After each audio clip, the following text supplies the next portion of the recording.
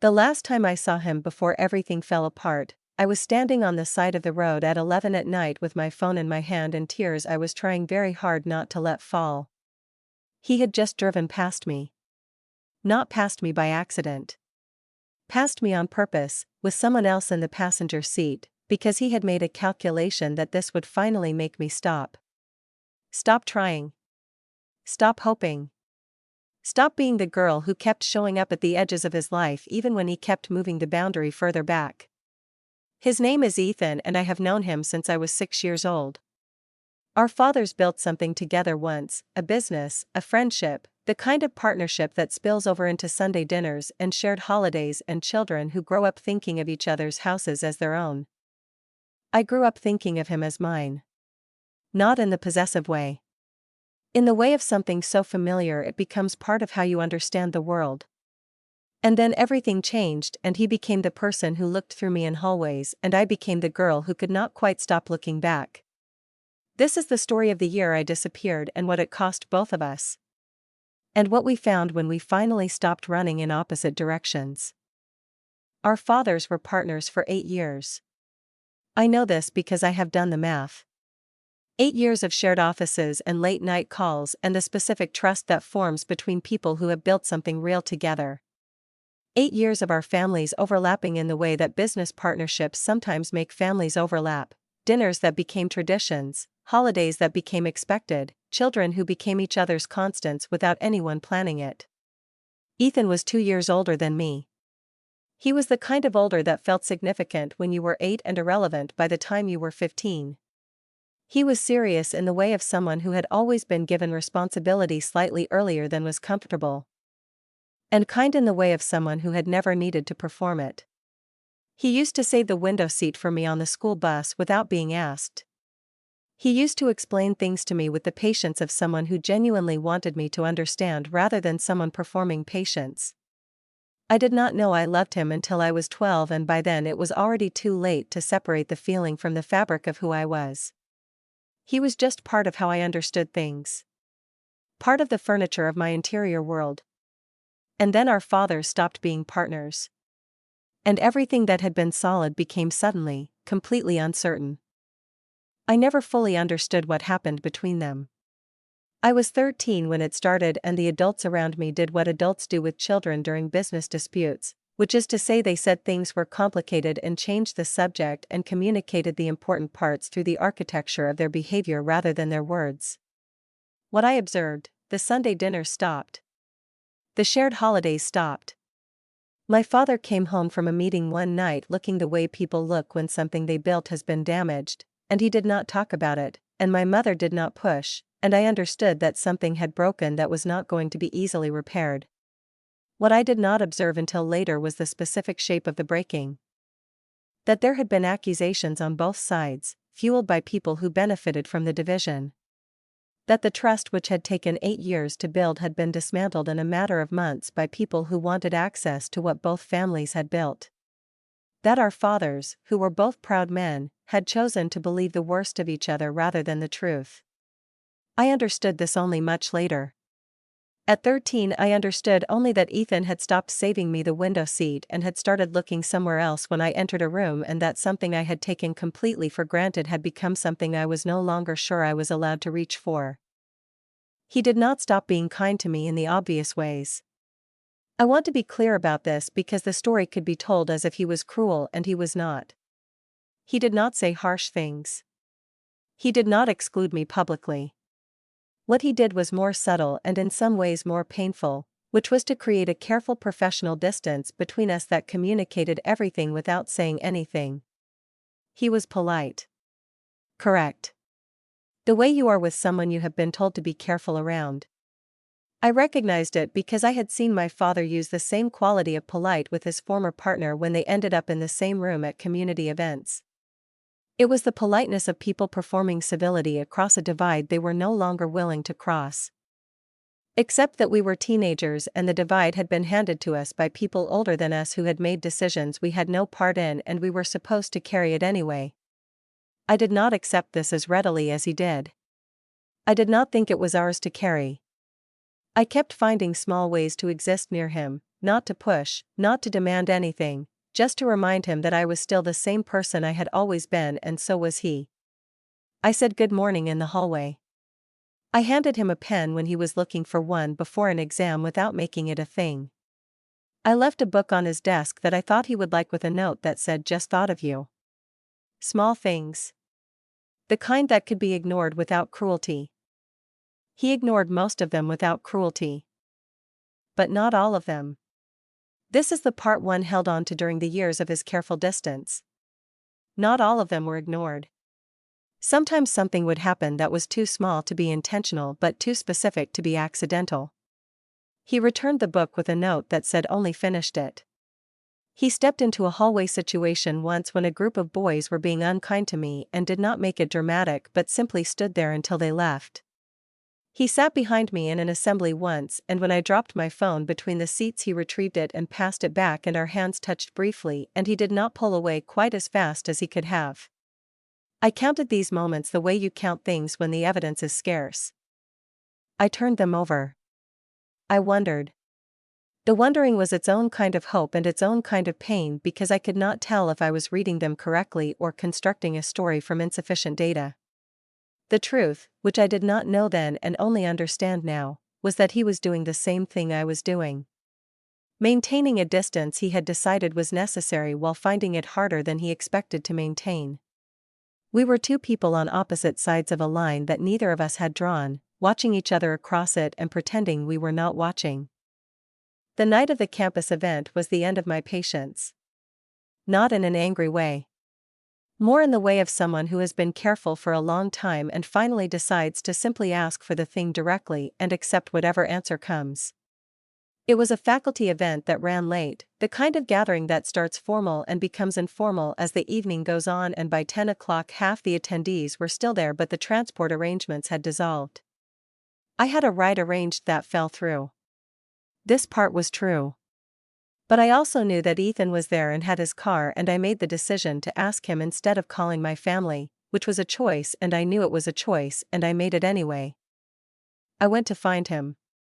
He was near the entrance talking to someone, and when he saw me coming something moved across his face, something I had learned to look for, a brief unguarded thing before the careful expression came back. I asked him directly if he could drive me home. I kept my voice even. I was not performing vulnerability. I was just asking. He looked at me for a moment. Then he said he had already offered to take someone else. The someone else was standing nearby and I did not know her well, and she had a perfectly good reason to need a ride and none of this was her fault at all. But he could have called her another car. He could have made another arrangement. He chose not to. And I understood from the way he made the choice that it was not about her. It was about me. He was choosing this because he had decided that this would finally make me stop. I said okay. I said it calmly. I said I would figure something out, and I turned and walked away from him, and I called my brother who did not pick up and my friend who also did not pick up, and by the time I reached the road outside the venue I had run out of immediate options and the evening air was cold and I was standing at the side of the road waiting for a rideshare that was 12 minutes away. 12 minutes is not a long time. I was not in danger. I was just standing in the cold feeling the specific weight of having tried for 3 years in small and careful ways and having just received the clearest possible answer to the question I had never directly asked. I did not perform crying. I am not a person who performs things. But the cold and the quiet and the accumulated weight of 3 years found the same moment, and I cried the way you cry when you are alone and there is no reason to manage it. And then I heard a car slow behind me. I did not turn around. The car did not stop. It continued. And I knew from something, the sound of the engine, some instinct built from years of paying attention to him, that it was Ethan. That he had seen me. That he had made another choice. I watched the rideshare arrive on my phone map. I got in. I went home. I cried for a while longer in the way that private grief gets to be thorough. And then I went to sleep. I did not go to school the next day. This was not a strategy. I genuinely could not make myself go. Not out of drama but out of the specific exhaustion of having carried something for a long time and finally putting it down. The putting down was its own process and it required some days of quiet. I did not answer my phone much. I told my family I was not feeling well, which was true in the way that is not about physical illness. The second day was the same. By the third day I had made a decision that felt like the right one at the time, which was that I was going to stop. Not dramatically. Not with any announcement. Just going to redirect the energy I had been spending in one direction toward other things. I was making peace with a closed door. This required some privacy and I gave myself that privacy. What I did not anticipate was that I would not be given the choice about how the week continued. On the evening of the third day I went to a small gathering at a friend's house in a part of the city I did not know well. I told my family I was staying overnight. I did not tell them the address because I did not think about it. This turned out to matter more than I could have imagined. I do not remember all of it clearly. I remember arriving. I remember the gathering being larger than I expected. I remember going outside at some point because the room was loud and I needed air. I remember there were two men near the gate who I did not recognize. I remember one of them saying my name and then I remember nothing useful for a long time after that. What I know from what came later, I was taken. Not randomly.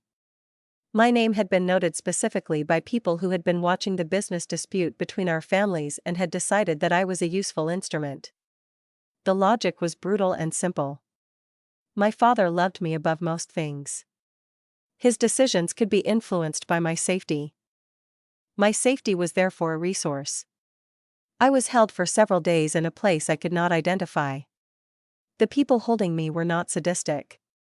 They were pragmatic in a way that is its own kind of frightening, the way they treated me as a variable in a calculation rather than a person. I was not comfortable. I was not well. But I was deliberately kept alive and functional enough to be useful, which meant that what was done to me was the minimum required to communicate seriousness. This is how I understand it now. At the time I only knew that I was very frightened and very tired and that I wanted to go home and that I was beginning to wonder if I would. Ethan found out I was missing on the fourth day.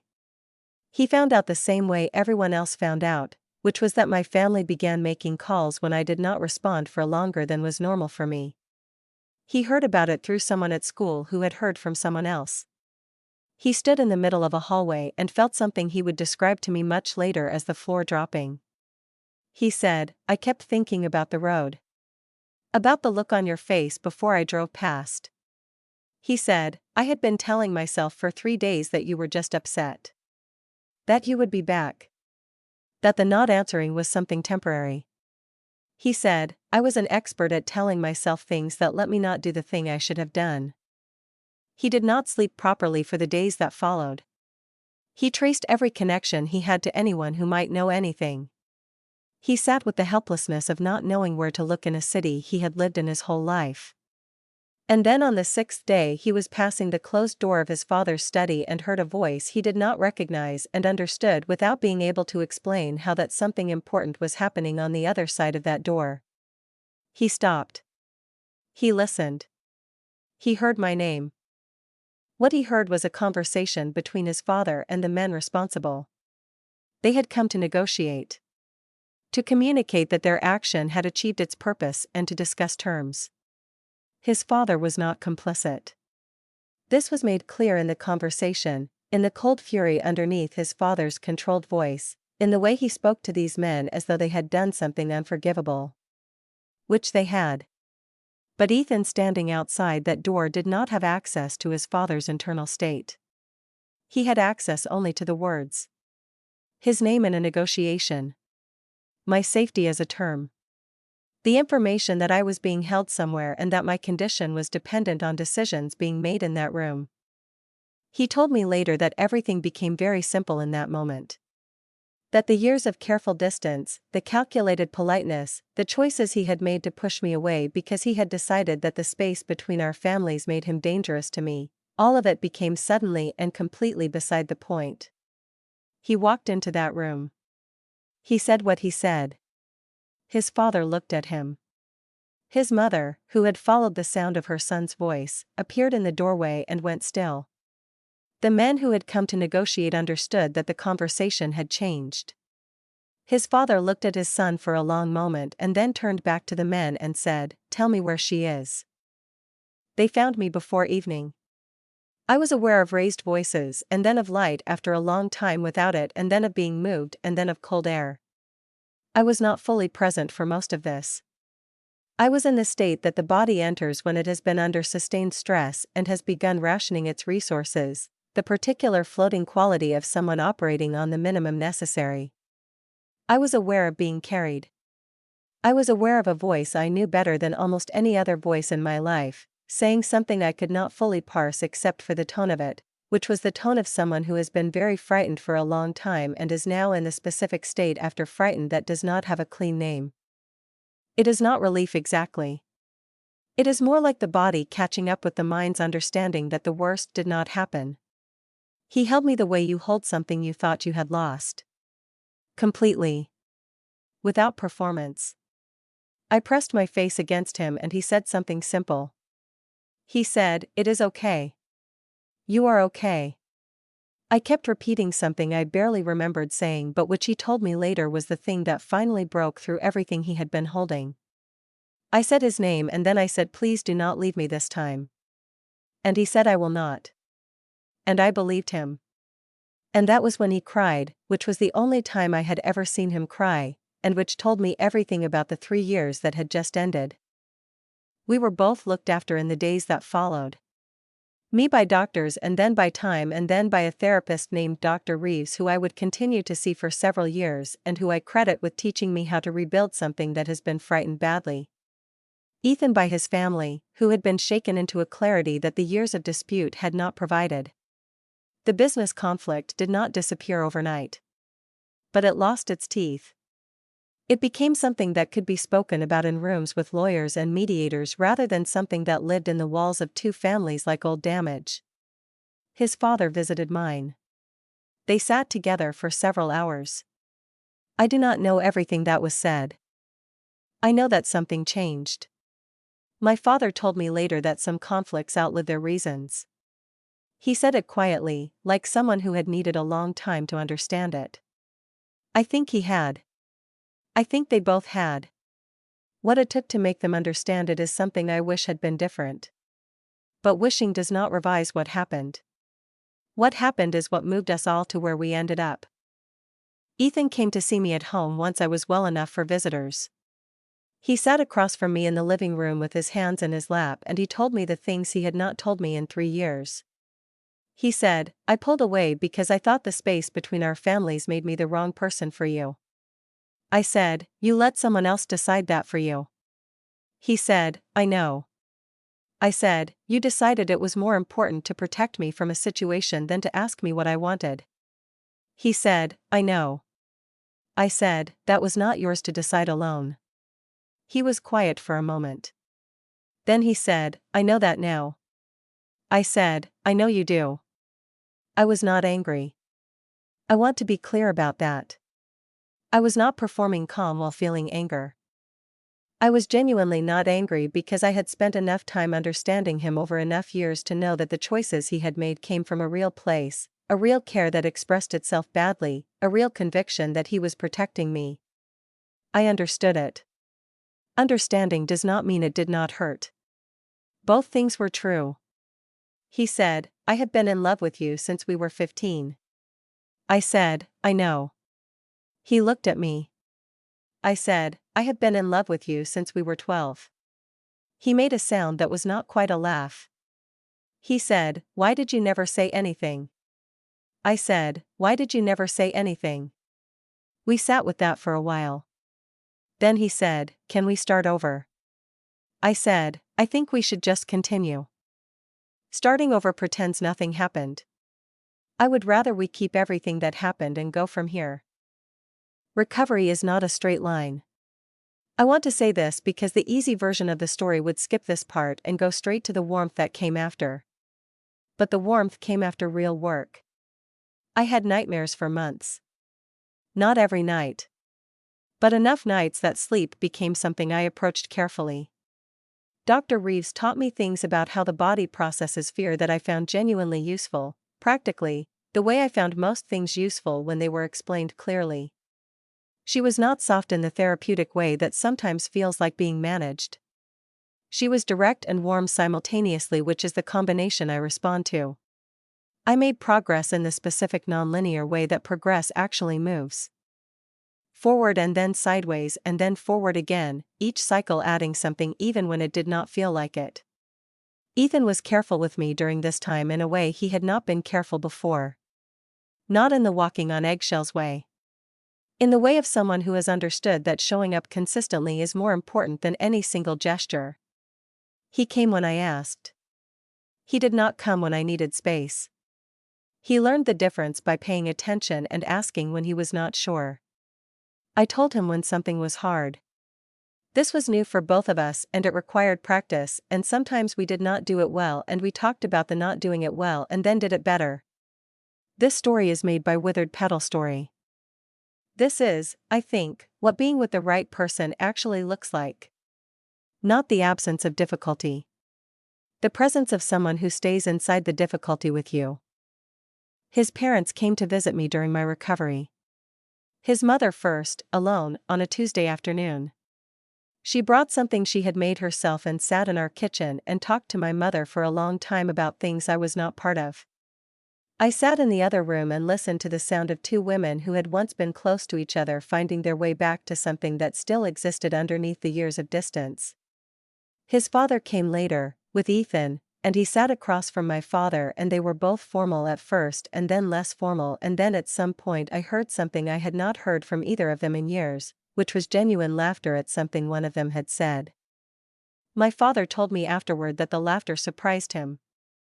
That he had forgotten that his former partner was funny. That it is easy to forget the human parts of someone when you have been positioned against them for long enough. I said, people are not just the conflict they are in. He looked at me for a moment. He said, no. They are not. I think that conversation shifted something between us two, my father and me. I think he saw something in how I had come through the year that made him understand things about what mattered that the business dispute had obscured. He became, after that, a man who asked me more often how I was doing and listened to the answer. Small shift. Not a small thing. Ethan and I took our time. I want to be specific about this because I think the story could imply that everything resolved quickly once we were honest with each other, and it did not. We had both spent 3 years in a particular dynamic, and changing that dynamic required intention and patience. We spent several months as what I can only describe as something more than friends and less than whatever comes next, which was uncomfortable sometimes and necessary always. We learned how to be in each other's lives without the elaborate choreography of distance and careful approach. We argued once about something I cannot now remember, and it was the first real argument I had ever had with him, and afterward we were both slightly surprised that we had survived it and that surviving it had made something stronger rather than something fragile. He said sorry first. I said sorry second. We did not hold either apology over each other. This felt like maturity and also just like the correct behavior of two people who were building something worth building. He told me once during that period that he had spent years believing the distance was protecting me. He said, I realize now I was also protecting myself from risking something I was not sure I could survive losing. I said, I know. I said, the risk is the whole point. He said, I understand that now. I said, good. Because I am not going anywhere and I need you to stop looking for reasons to. We got engaged 2 years after the night he found me. He did not make a production of it. This was characteristic of him and I was glad. We were walking in a park near his family's house on a Sunday morning and he stopped and looked at me with the expression I had learned by then was his most honest face, the one without any management in it, and he said, I want to marry you. I said, I know. He said, is that a yes? I said, obviously it is a yes. He exhaled in a way that suggested he had been holding it longer than just that morning. I said, Ethan. He said, yes. I said, I was always going to say yes. He said, I know. he said. I still needed to ask. I understood this about him. The needing to do the thing correctly even when the outcome was already clear. It was the same quality that had made him careful to a fault for 3 years and was now redirected, making him careful in the ways that mattered. We were married the following spring. Small wedding. Both families present, which would have been unimaginable 4 years before and which was, on the day, entirely natural. My father and his father gave a joint toast that made both of them slightly emotional in the way of men who are not accustomed to being publicly emotional. His mother cried during the ceremony and my mother held her hand. I stood at the front of a room full of people who had been through something together and come out the other side of it, and I married the boy who had saved the window seat for me when we were 8 years old, and I thought, this is where the story was always going. I still see Dr. Reeves. Less frequently than before. Once a month now, sometimes less, more when things are heavy. I consider this one of the better decisions of my adult life, the decision to keep going even when I felt like I no longer needed to, because what I have learned in the years of continuing is that there is always more to understand about yourself, and the understanding compounds in the way that good investments compound, slowly and then significantly. Ethan comes with me sometimes, when there is something we are working on together. He was initially uncomfortable with this and then became someone who finds it genuinely useful, which is one of the small evolutions I am most proud of in him.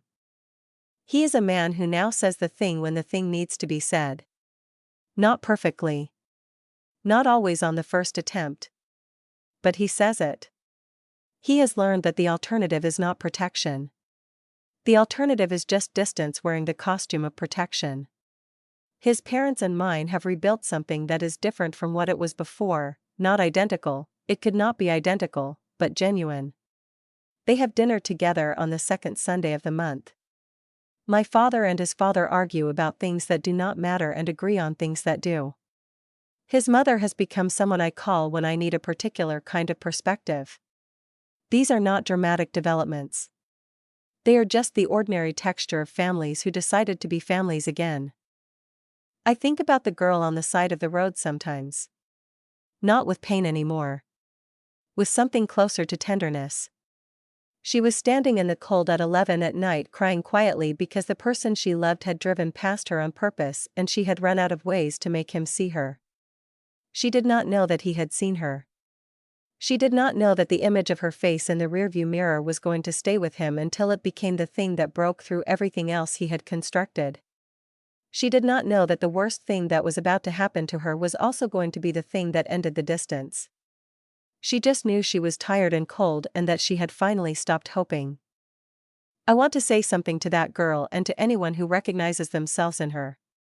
You are allowed to be tired. You are allowed to stop. Stopping is not the same as losing. Sometimes stopping is the thing that creates enough space for the truth to finally move. What happened to me is not a prescription. I am not saying that love held long enough always finds its way home. Sometimes it does not, and the finding of your own life without the person you hoped for is its own complete and valid story. But I am saying that sometimes the person who could not say the thing was not indifferent. Sometimes they were just frightened in a way they did not know how to name. And sometimes the naming comes. And when it does, it can make the whole long waiting finally make sense. This story is made by Withered Petal Story. Subscribe for new stories every week. Leave a comment. I read every single one.